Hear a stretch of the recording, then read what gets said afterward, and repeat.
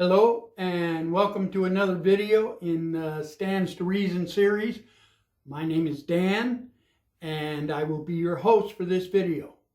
In this video, number 6, DNA and the growing process, we're going to examine the growing process by considering how we can replicate an apple.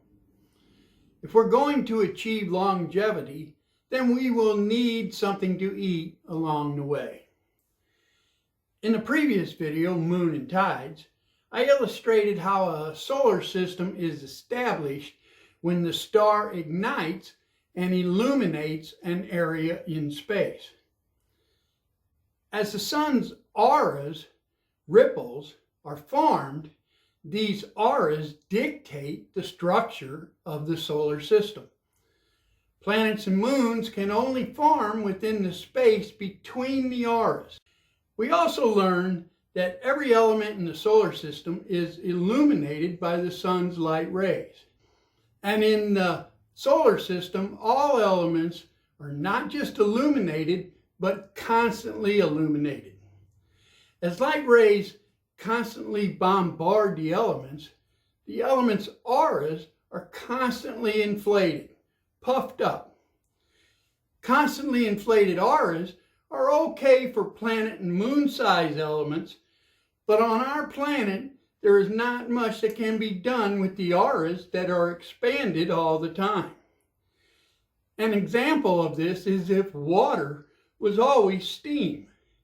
The water element auras would always be bouncing off one another. The elements wouldn't contract and form interlocks and become drops of water.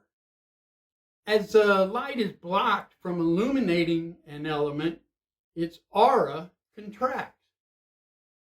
As an element's aura expands because it is illuminated and then contracts when the light is blocked, this expanding and contracting of auras is a breathing mechanism, or simply breathing. On our planet, we have several breathing mechanisms. One, we have the rotation, the spinning of the planet that produces our night and day. During the daytime, the light illuminates the elements and they expand. And during the night, the light is blocked and the elements contract.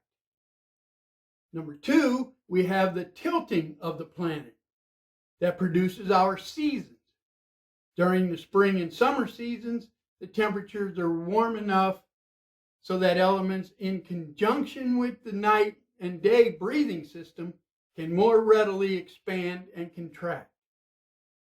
During the fall and winter seasons, the temperatures hinder the expansion of elements. This breathing process is important in that many of the fruits and vegetables we consume cannot be produced in a constantly growing environment. Organisms have personal breathing mechanisms that keeps them alive, be it lungs or gills or just absorbing oxygen through the skin. They breathe in, expand, and they breathe out, contract. It doesn't matter what breathing mechanism is at work. What the mechanism does is expand and contract the auras of elements. The reason that the universe is a simple mechanism is because all things imitate each other. The solar system forms consisting of auras. The solar system illuminates every element and they in turn form auras. When auras are contract because of a breathing system, a gravity interlock forms between them and larger elements are made. Everything is an element of elements. You might think that growing something artificially is going to be an involved process. This would be true if we had to start from the very beginning. But our solar system has like a 4 billion year head start on us. When the sun ignited, it long ago established the structure of our solar system. The light settled into a frequency of auras, ripples, and all the elements that would form the planets and moons were restricted to form within this structure. All the orbits of the moons and planets are already established. All of the necessary breathing systems are already established. On our planet, life is already in full swing, and for the most part, all of the elements are fairly consistent.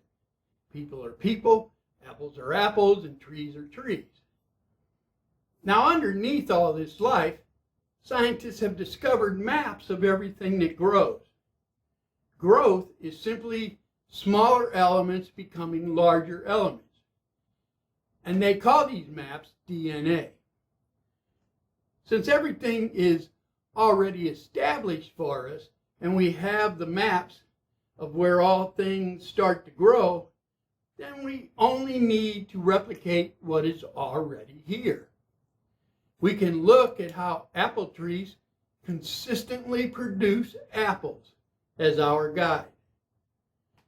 A tree is a conduit for elements to rise through from the earth up to the apple. These elements are transported by water. At the same time, the leaves of the tree produce sugar. The sugar combines with the elements coming up from the earth in the water transportation system.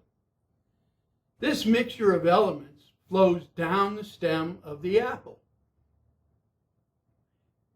As the mixture of elements flows into the apple, a gravity interlock forms between the elements' auras.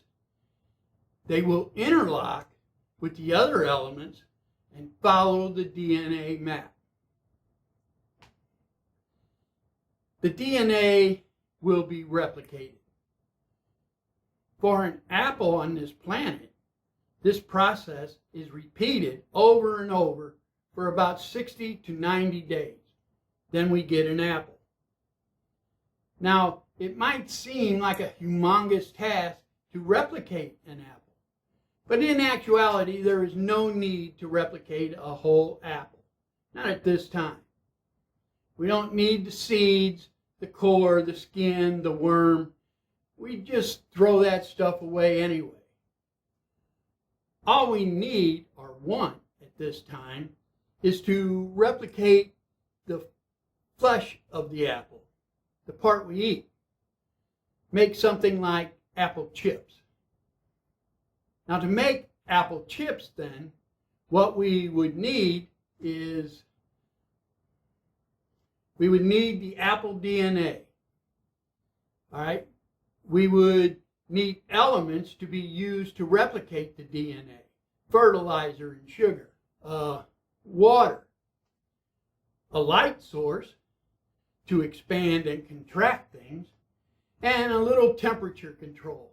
Because everything that affects us grows at 75 to 80 degrees. And then we just need a machine that brings everything together. Now, I have a concept prototype of such a machine. My concept prototype I call the oven of the future. It is in essence an attempt at a DNA replicator. I built it, and then I realized I would never eat anything I might make. Not without testing it.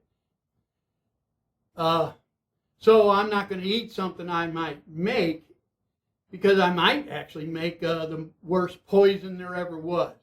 So I'm going to end this video now and then make the next video showing you my concept prototype apparatus, what I would make an apple with.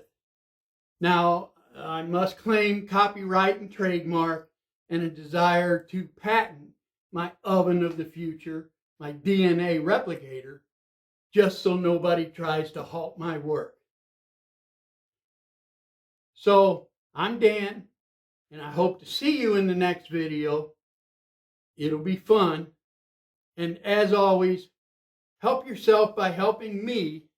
Subscribe to Stands to Reason on YouTube so I can start working on a computer system for life. That's how I'm going to make the money to do this. Thank you.